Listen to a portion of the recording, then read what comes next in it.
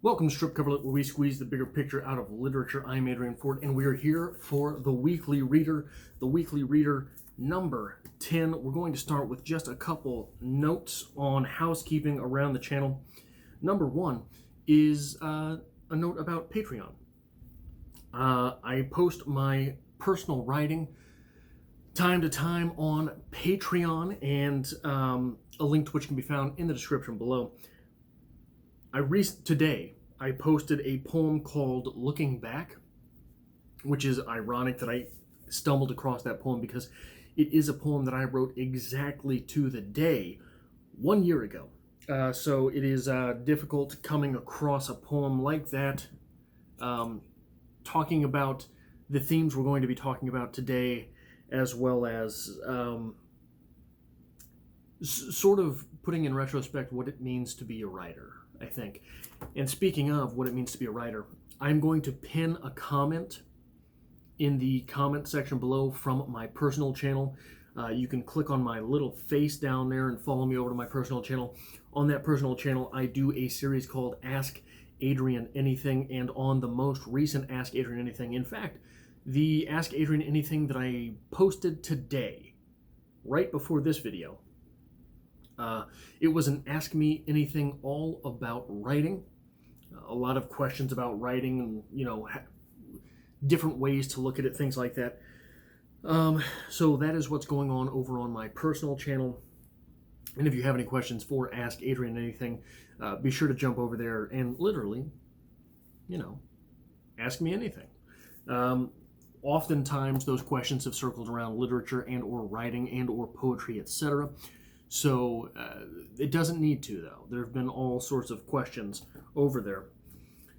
But what I want to get into for this week's Weekly Reader begins with something that I learned about in my undergraduate degree, taking a dual credit course for graduate credit, the Sapir-Whorf hypothesis, or Whorfianism.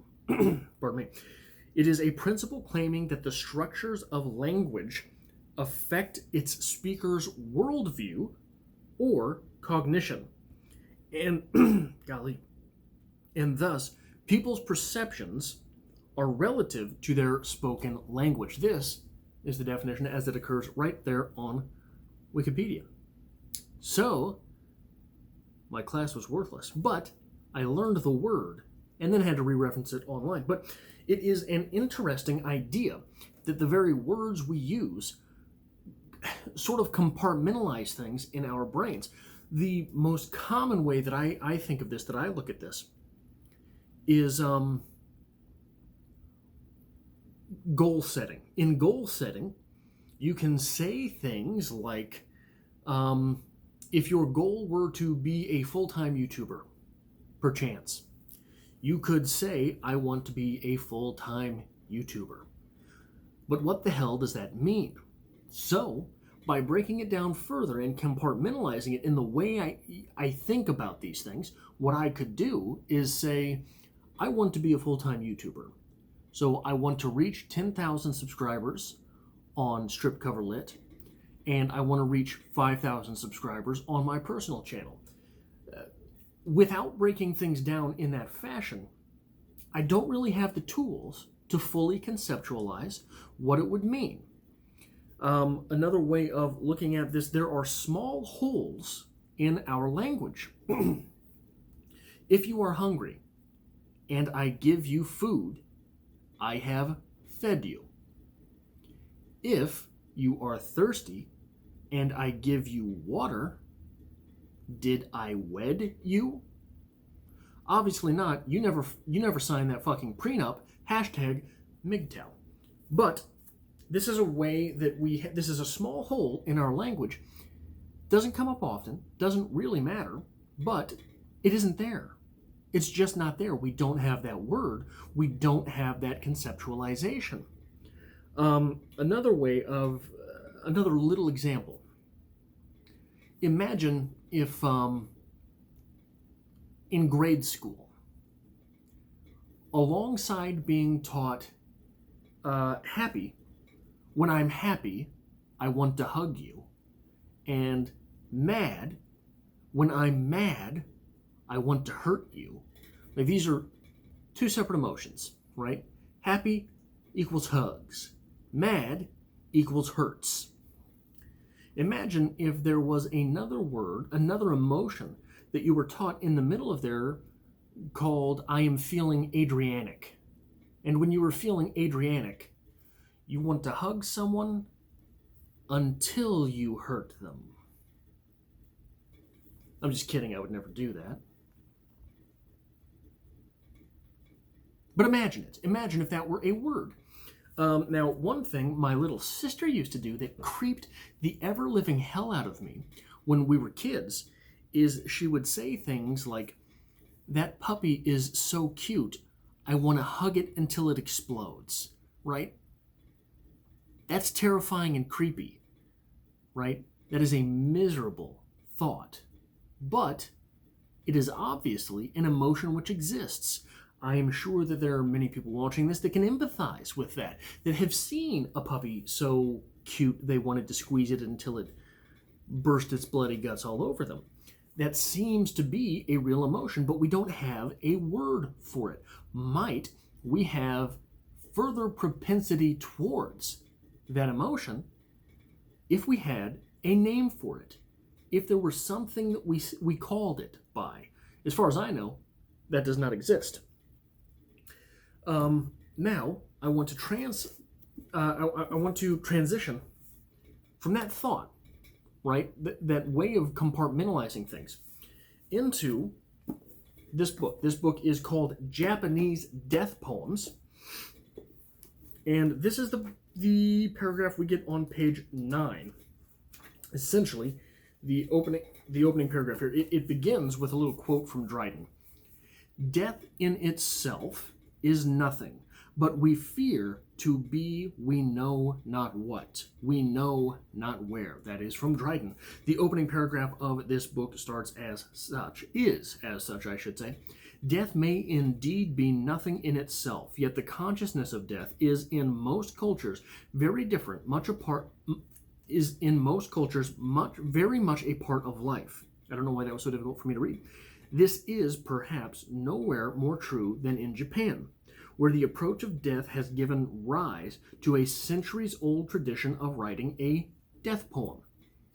Hundreds of such poems, many with a commentary describing the poet and the circumstances of his or her death, have been gathered from Japanese sources and translated here into English, the great majority of them for the first time. As poems, they share the beauty of a poetry that has already gained the admiration of the West. As death poems, they reflect important aspects of culture that is still largely unfamiliar to many Western readers. We go from there to page 27 under the heading called Death and Its Poetry in the Cultural History of Japan. In Japan, as elsewhere in the world, it has become customary to write a will in preparation for one's death. But in Japanese culture, it is probably the only one in the world in which, in addition to leaving a will, a tradition of writing a, quote, farewell poem, Jisei, J-I-S-E-I, Jisei, I am not sure, I have never heard this word spoken, I have only seen it written, I have only read it. A tradition of writing a farewell poem, Jisei, took root and became widespread. If we examine the wills left by the Japanese throughout their history, we occasionally find instructions and appeals to survivors concerning their moral or social conduct. Usually, however, wills deal only with the division of property. It has been suggested then that the death poem is perhaps a kind of salutation.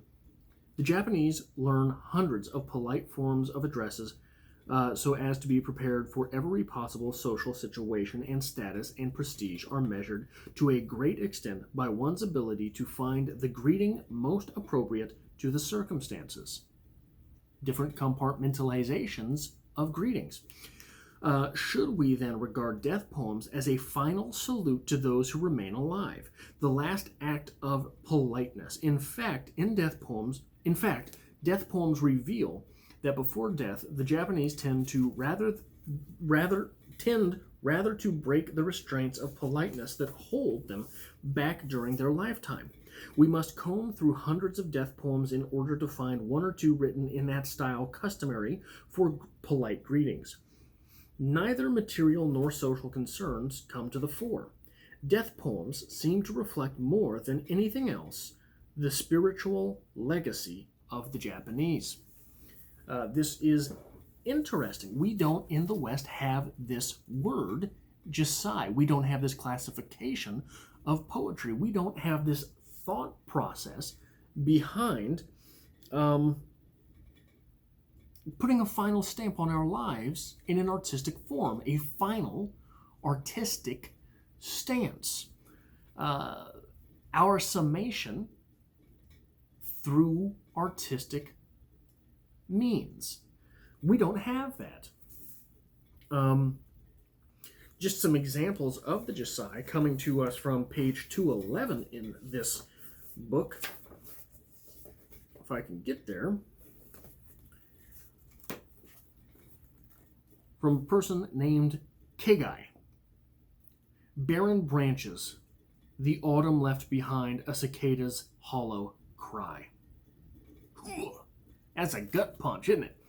From Keiga, Kaiga. Strange, like messengers they fly. Left, fly, right. I ruined it.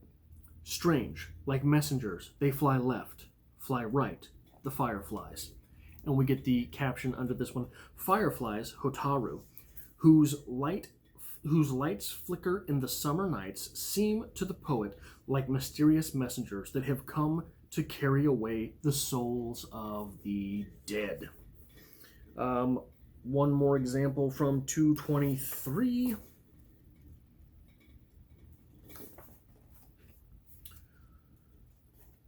Kifu.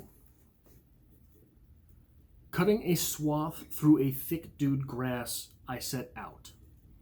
The caption here. The exact date of Kifu's death is unknown, but he is said to have died in the autumn, the season of dew. Cutting a swath through thick-dewed grass, I set out. I mean, think of having that as the final conceptualization of your own life. And find the final example from page 143 from Basho, because I just had to throw Basho in. Or Basho, I'm not sure. I think it's Basho. Who died in 1694 at the age of 51 on a journey, ill. My dream goes wandering over withered fields. And the caption, this is the last poem of one of the greatest haiku poets. Basho had fallen seriously ill on one of his travels. When his pupils hinted that he ought to leave a farewell poem, he replied that any of his poems could be his death poem. Nevertheless, on the 8th day of the 10th month, after gathering his pupils around his bed, he wrote this poem. He died 4 days later. And you get a lot of, whether they are apocryphal or not, I mean, this is someone's own legacy. This is the legacy about someone that is not only left, but is passed on. Many of these poems have crazy stories connected to them. Like the poet wrote this and then died sitting up. The poet wrote this and died 30 minutes later. The poet wrote this on his last day on earth. A lot of different examples such as that. But we, again, do not take the time to put this final artistic stamp on our lives here in the West, do we? We don't necessarily see that as something that, even so, if you were to conceptualize, what's the most Western art form? The most Western of Western art forms, which would mean possibly the most American of art forms, which would mean possibly Hollywood, right? Movie making, the most American of American, baby. Directors tend to retire long before they die. You don't see a lot of directors croaking in the director chair. There's how do you conceptualize the difference between poetry and movie making, other than the fact that there's a whole lot more movement to movie making? It is probably much more stressful on the body. So, as opposed to perhaps poetry, which is extremely stressful on the mind, isn't it? So, the Japanese and Eastern cultures in general, seemingly the more Eastern you go, the more, and maybe I'm just blowing this completely out of proportion, but the closer relationship the culture has to death. For example, Jisei is a word that we don't have. The death poem is a practice that we don't have in America. I'm in the United States. I'm just going to put that out there now. If it wasn't completely obvious from my Midwestern accent. But another phrase for death in Japan, seppuku or harikiri, which is not just suicide. I mean, think of that practice itself, inserting a blade to one's own stomach, dragging it across, and then making that final turn to ensure the work is done. That is not the way we do that here in the West. We do not have that intimate an association with the act of suicide, do we? Why does it need to be so long and drawn out? Why are there so many steps? What if you forget one or two of them, right? It seems sort of not perverse, but certainly more orchestrated than any of the examples that we normally get in the West. But another word that they have is, and I'm sure I'm butchering the pronunciation of all of these words with my heavy Midwestern tongue, but karoshi, Karoshi, which means death from overworking. This is a culture that's got a lot of words for dying. It is a different relationship that culture has with death than us, and it is facilitated through language. It is facilitated through language by compartmentalization of the way of dying, by the word in relation to death poem, right? What it means to commit seppuku. But I'm going to transition from this into another Japanese phrase that I'm almost undoubtedly going to mispronounce. It is a Japanese phrase that is an emotion that neither do we necessarily have this in the West.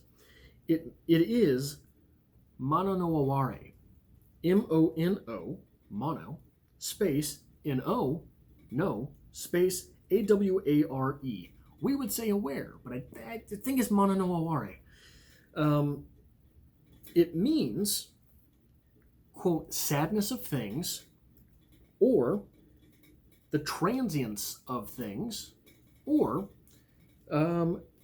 sensitivity to the ephemera. The most common example given for this feeling, this emotion, this thing, this state of being is captured in another Japanese phrase that I'm going to butcher, hanami, which is the yearly ritual of appreciating the cherry blossoms. Why? Because the cherry blossoms will not always be there. And in fact, the cherry blossoms that are there this year will never be there again. This is mono no aware, a celebration of the moment. Not necessarily a celebration, an appreciation of the moment. That phrase, sensitivity to the ephemera, sensitivity to the transience of things, recognition of the transience of things, knowing that not only is nothing forever, but everything we know is gone. Everything we will ever know is something that has already been gone. Think about that. That is an incredible fact of life. Everything you know is gone. Everything. The sun rises. You know that because it rose yesterday. You don't know that because it rose tomorrow, do you? You assume it will rise tomorrow. But the sun that we saw yesterday will never exist again. The you that you were yesterday will never exist again. One small thing that often trips me up, just sort of on this level of an orgy of not hearedness, the moment that you are living right now, this moment, the moment that just passed, you will more than likely never remember that moment. Most of the moments you live, you will never remember again. Most of the moments that you find yourself inside will be gone to time. You will never remember that state of you, that state of the universe as you had experienced it. Most of your life will be utterly forgotten, even by you. What the hell are you doing? Most of your life will be forgotten, even by you. All the things we know are gone.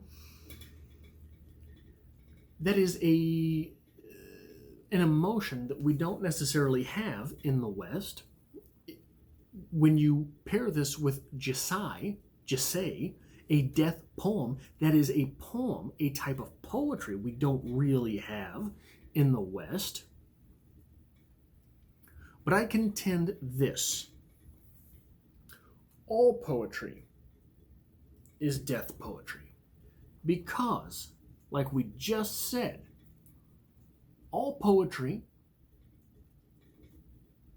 is about the death of a moment. All poetry is to observe the ephemera of a singular moment, a moment which will never happen again. All poetry is the preservation of transience. In this way, all poetry becomes death poetry. All poetry is about the death of a moment. And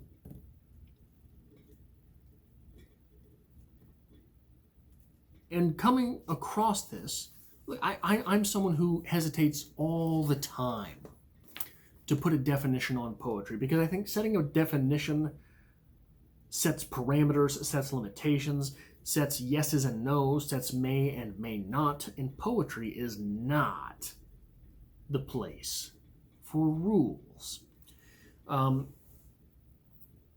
But I thought, hey, if all poetry is about the death of a moment,